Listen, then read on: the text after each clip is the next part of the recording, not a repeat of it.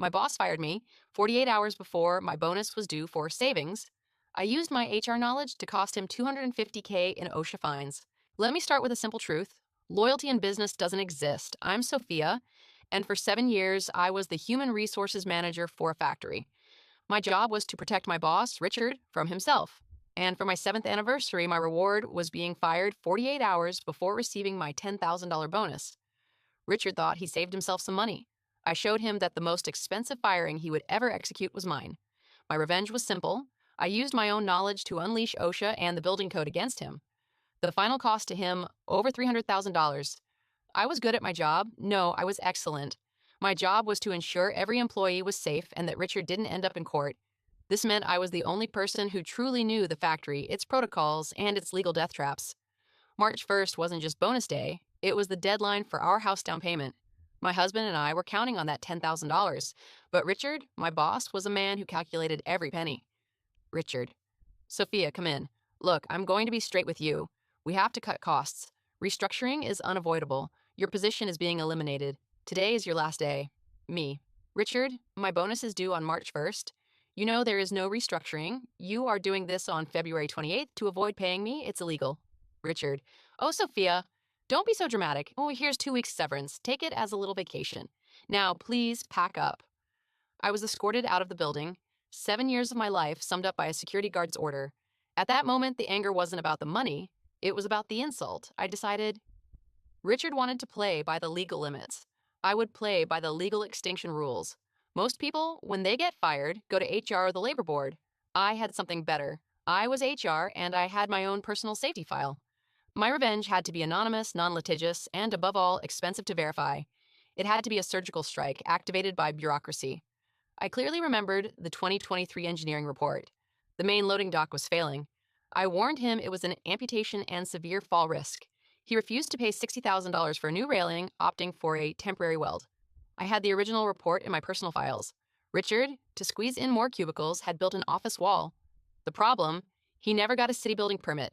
That wall violated the fire code's minimum distance for the evacuation route. I had the photos and warning emails. The chemical storage area was improperly labeled. A minor detail, but an automatic daily fine from OSHA that would add to the total cost of the repairs. I gathered all the information. I did not use my name. I used an encrypted email account to create a professional, detailed whistleblower dossier. My goal? The federal hit and the local hit perfectly coordinated. Bureaucracy can be the slowest weapon, but when fed such high-quality information, the reaction is violent and sudden. I knew that imminent danger complaints to OSHA jumped to the front of the line. 2 weeks after my firing, I sent the dossier. I didn't complain about my salary. I just wrote, "There's a severe accident risk at the loading dock." I attached my internal proof. My revenge became effective one morning, according to a terrified former colleague via text. Colleague. Sophia, OSHA just showed up. There are 2 trucks. They're at the loading dock. They seem to know exactly where to look. The federal team went straight to the faulty platform. They found the temporary weld, and based on the severity of the risk I had documented, the team led didn't hesitate, federal stop work order. The main production line of the factory came to a dead stop. Simultaneously, the city inspector showed up at the office. He found the unpermitted wall and the fire code violation. City inspector. This building is non-compliant with the safety code. I order a stop work for this area. You must demolish, apply for permits, and rebuild. Now. In less than an hour, Richard's factory was paralyzed by 2 different government agencies, both activated by the truth I had meticulously guarded. Richard's $10,000 savings quickly ballooned into a brutal financial loss. Initial fines for severe OSHA violations were 6 figures, plus thousands of dollars daily for every day the platform remained inactive. Richard had to pay for the certified railing replacement, no simple weld, costly electrical re-engineering, and the demolition of the illegal wall. This was the real pain. The 2-week production halt caused order delays, triggering penalty clauses with his biggest clients. This hit was conservatively estimated at over $50,000 in lost business. My accounting colleague estimated the total cost between fines, repairs, and lost profits exceeded $300,000.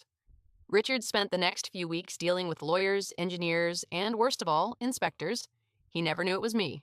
He just complained about some disloyal informant. He thought he fired me.